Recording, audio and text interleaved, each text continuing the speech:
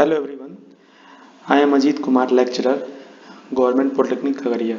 आज की इस वीडियो में हम लोग इंजीनियरिंग मैकेनिक्स के इंट्रोडक्शन को देखेंगे और टाइप्स ऑफ लोड के बारे में देखेंगे हम लोग। तो इस वीडियो को आप लोग ध्यान से देखिएगा।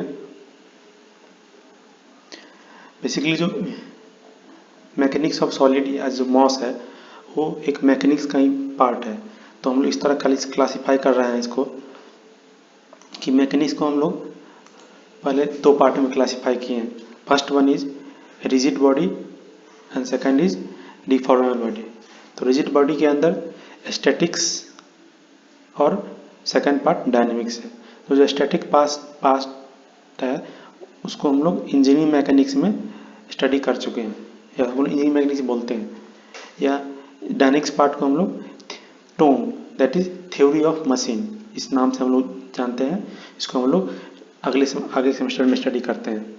फिर डिफॉर्मेबल बॉडी के अंदर में आता है सॉलिड या फ्लूइड। तो फ्लूइड को हम लोग फ्लूइड मैकेनिक्स एक अलग ही सब्जेक्ट से हम लोग स्टडी करेंगे। फिर हम लोग सॉलिड को क्लासीफाई करते हैं स्टैटिक्स, जिसमें कि हम लोग सोम या MOS that is mechanics solid का स्टडी हम लोग करेंगे।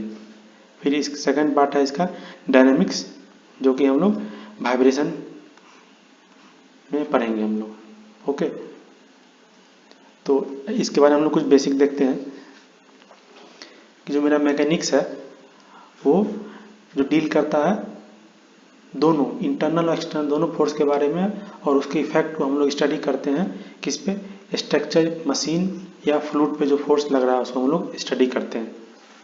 और इंजीनियरिंग मैकेनिक्स में हम लोग बॉडी को as a rigid body treat करते हैं एंड सिर्फ एक्सटर्नल फोर्स को हम लोग कंसीडर करते हैं। ठीक है। और मॉस में मैकेनिक्स सॉलिड में हम लोग बॉडी को as a deformable body treat करते हैं, जिसमें कि डिफॉर्मेशन हम लोग को दिखता है। और सिर्फ उसमें हम लोग मॉस में इंटरनल फोर्स की बात करते हैं। तो ये मेरा जो मॉस पढ़ने का जो एम है मेरा स्ट्रेस और स्ट्रेन का इक्वेशन को डेवलप करना और साइज डायमेंशन को कैलकुलेट करना, जैसे डायमीटर लेंथ एक्सेट्रा, कैसे मैकेनिकल प्रॉपर्टीज का यूज करते हुए। ओके, तो हम लोग जो mechanics MOS that is mechanics of solid पढ़ रहे हैं उसको हम लोग सोम नाम से ही बुलाते हैं, that is strength of material, या उसको हम मॉम नाम से ही बुलाते हैं मैकेनिक्स ऑफ मटेरियल, या उसको हम लोग और भी नाम बोलते हैं SM that is solid mechanics. Okay, तो हम लोग मॉस को डिफाइन करते हैं हम लोग कि it is the study of internal resisting force develop due to elastic deformation of a body under the action of load के एक्शन से जो उसमें इलास्टिक डिफॉर्मेशन के कारण उसमें डेवलप होता है, उसको हम लोग स्टडी करते हैं इसमें इंटरनल रेसिस्टिंग फोर्स को। ओके, तो आइए हम लोग देखते हैं हम लोड के बारे में। तो लोड बेसिकली एक तरह का फोर्स है जो कि एक्सटर्नली एक्ट होता है मेरा बॉडी पे, जो भी मेरा स्ट्रक्चर है उसको हम लोग यहाँ बोलते हैं फोर्स। तो यहाँ फोर्स को डिफाइन किए हैं, force acting on a body is known as load. तो इससे हम लोड को डिफाइन कर दिए हैं कि लोड क्या है, force acting on a body को हम लोग लोड बुलाएं, लोड के नाम से जानते हैं। इसका दूसरा डेफिनेशन है load is define as an external force. ये मेरा कैसा है, एक्सटर्नल फोर्स है, ये मेरा एक्सटर्नल फोर्स है, इस बात को ध्यान रखिएगा आप लोग। ये एक एक्सटर्नल फोर्स है और एक कपल टू विच एक component is subjected during its functionality. Okay, तो आइए हम इसका अब क्लासिफिकेशन की ओर बढ़ते हैं। तो फर्स्ट क्लासिफिकेशन है on the basis of with respect to distance of the load, कि लोड जो है किस डिस्टेंस पे लग रहा है। तो इसमें हम लोग लोड को क्लासिफाई किए हैं, फर्स्ट वन कंसंट्रेटेड लोड और दूसरा है डिस्ट्रीब्यूटेड लोड। कंसंट्रेटेड लोड को हम लोग फर्दर क्लासिफाई किए हैं कंसंट्रेटेड पॉइंट लोड या कंसंट्रेटेड मोमेंट। ठीक, और डिस्ट्रीब्यूटेड लोड को हम लोग किए हैं classify UDL that is uniformly distributed load, UVL that is uniformly varying load, और यूनिफॉर्मली डिस्ट्रीब्यूटेड मोमेंट। ठीक, तो जो मेरा कॉन्सेंट्रेटेड लोड होता है ये किसी एक वेरी स्मॉल एरिया पे कॉन्सेंट्रेटेड रहता है, दैट इज किसी एक पॉइंट पे कॉन्सेंट्रेटेड रहता है, और डिस्ट्रीब्यूटेड जो कि एक इंटायर एरिया पे डिस्ट्रीब्यूटेड होता है लोड। और यूडीएल क्या होता है? यूनिफॉर्मली डिस्ट्रीब्यूटेड लोड, जो कि किसी एरिया पे यूनिफॉर्मली लोड का इंटेंसिटी वेरी करता है। और यूवीएल जो कि किसी एक रेंज में, या बोल सकते हैं जैसे 0 से मैक्सिमम किसी एक पर्टिकुलर एरिया में वेरी कर रहा है। सेम यूनिफॉर्मली डिस्ट्रीब्यूटेड मोमेंट भी वो किसी एरिया में मोमेंट का इंटेंसिटी किसी एक रेंज में वेरी करता है यूनिफॉर्मली। जैसे मान लीजिए 0 से लेके ये किसी मैक्सिमम रेंज में वेरी कर रहा है। ओके, फिर है मेरा second classification with respect to time. With respect to time, तो टाइम को हम लोग टाइम के हिसाब से हम लोग को क्लासीफाई किए हैं स्टैटिक लोड और डायनामिक लोड। स्टैटिक लोड क्या होता है कि जो लोड का मैग्नीट्यूड है, डायरेक्शन है, और third one point of application, वो टाइम के साथ वेरी नहीं करता है। ठीक, और डायनामिक लोड क्या है? डायनामिक लोड होता है वो लोड का मैग्नीट्यूड, लोड का direction and point of application वो टाइम के साथ वेरी करता है, उसको हम लोग बोलते हैं डायनामिक लोड। तो स्टैटिक लोड को हम लोग फर्दर क्लासीफाई किए हैं डेड लोड या ग्रेजुअली अप्लाइड लोड, इसको या स्मॉल छोटा GAL भी बोलते हैं शॉर्ट फॉर्म में। फिर डायनेमिक लोड के अंदर आता है इम्पैक्ट लोड, या उसको हम लोग शॉक लोड के नाम से भी जानते हैं। फिर सेकंड है इसका डायनेमिक लोड का फटीग लोड और साइक्लिक लोड। ठीक, तो अब हम देखते हैं जो हम लोग अभी क्लासिफिकेशन किए हैं उसका कुछ डिटेल में देखते हैं, बात करते हैं। फर्स्ट वन है मेरा पॉइंट लोड। पॉइंट लोड जैसा कि आप लोग बताएं कि ये एक वेरी स्मॉल एरिया पे एक्ट करता है, जिसको हम लोग बोलते हैं पॉइंट लोड, या जिसको वेरी स्मॉल एरिया या किसी उसको हम लोग पॉइंट बोल देते हैं।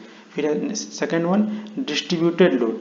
डिस्ट्रीब्यूटेड लोड क्या होता है कि ये लार्ज एरिया पे डिस्ट्रीब्यूटेड होता है, इसको हम लोग बोलते हैं डिस्ट्रीब्यूटेड लोड। फिर है ये स्टैटिक लोड, जैसा कि आप लोगों को पता है कि जो मेरा लोड है वो लोड का magnitude, direction and point of application वो टाइम के साथ चेंज नहीं कर रहा है, उसको हम लोग बोलते हैं स्टैटिक लोड। जैसे इसका एग्जांपल है सेल्फ वेट। फिर है डायनेमिक लोड।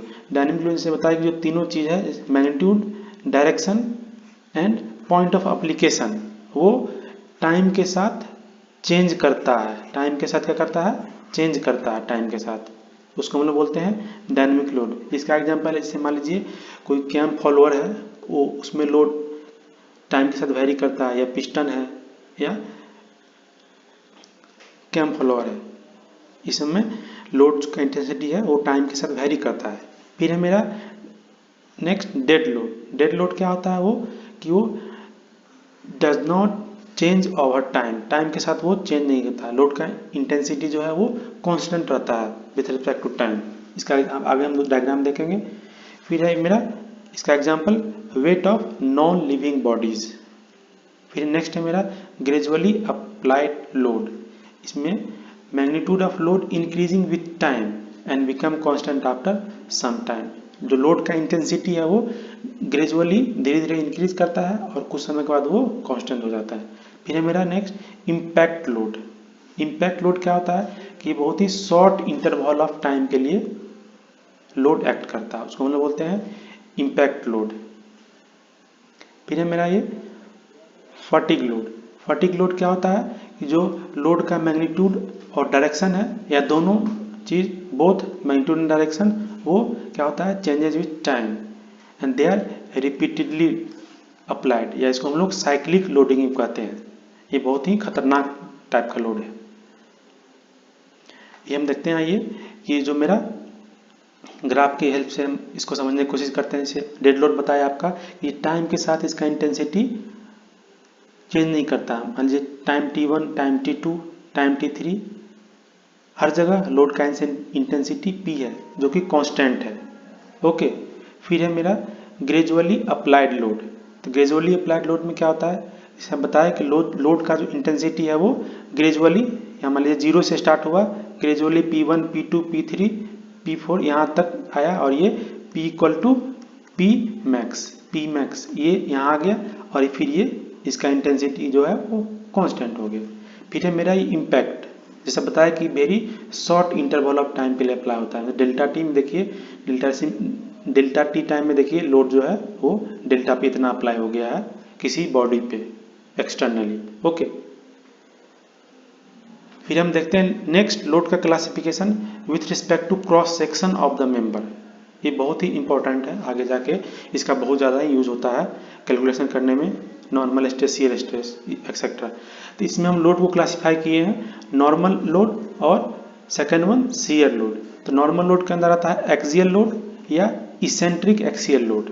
ओके, और फर्दर हम नॉर्मल लोड को क्लासिफाई करते हैं टेंजाइल लोड या कंप्रेसिव लोड। ओके, तो हम देखते हैं कि नॉर्मल लोड क्या होता है। तो नॉर्मल लोड होता है बेसिकली जो ये करता है कैसे, ये perpendicular to the plane of cross section.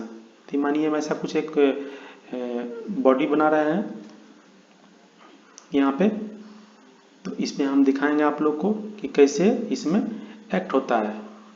ठीक, तो ये मान लीजिए मेरा क्रॉस सेक्शन एरिया है, ये मेरा क्रॉस सेक्शन है। ठीक, ये मेरा क्रॉस सेक्शन एरिया है।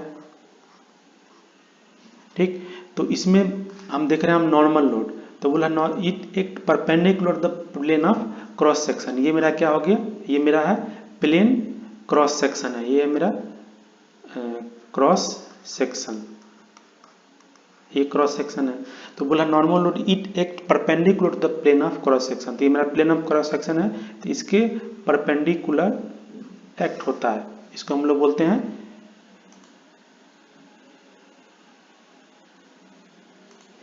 देखिए ये हो गया आपका नॉर्मल लोड।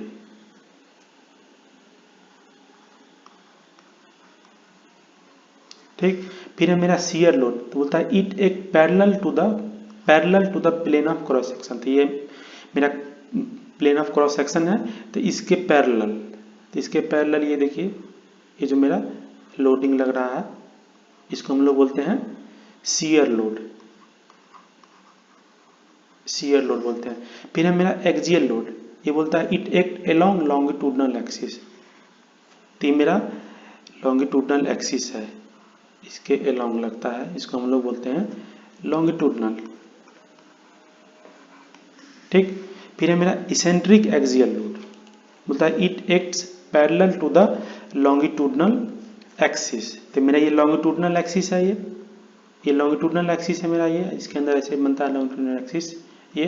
तो इसके पहले मतलब इसके कुछ डिस्टेंस पे, इस एक्सिस से कुछ डिस्टेंस पे यहाँ लगता है ये, इसको हम लोग बोलते हैं eccentric axial load, eccentric axial load, इसको हम लोग बोलते हैं इसेंट्रिक एक्सियल लोड। ठीक, फिर है मेरा टेंसाइल लोड। टेंसाइल लोड होता है टेंसाइल नेचर और ये tends to elongate the body और ए बार। फिर है नेक्स्ट कॉम्प्रेसिव लोड, तो ये कॉम्प्रेसिव नेचर का होता है, तो कॉम्प्रेस करना चाहता है किसी बॉडी को और tends to compress the body. फिर है मेरा ये हम वहाँ देख रहे थे लॉन्गिट्यूडनल एक्सिस, तो लॉन्गिट्यूडनल एक्सिस होता है ये इमेजिनरी लाइन है joining the centroid of each and every cross section. तो यहाँ जितना भी हम क्रॉस सेक्शन यहाँ एज्यूम करेंगे, यहाँ पे सबको ये फर्स्ट क्रॉस सेक्शन है मेरा, ये सेकेंड क्रॉस सेक्शन है, ये नेक्स्ट क्रॉस सेक्शन। इसका जो सेंट्रॉइड होगा इसका, इसके इस तरह इसके सेंट्रॉइड को मिलाने वाला जो इमेजिनरी लाइन होता है उसको हम लोग बोलते हैं लॉन्गिट्यूडनल एक्सिस। तो थैंक यू।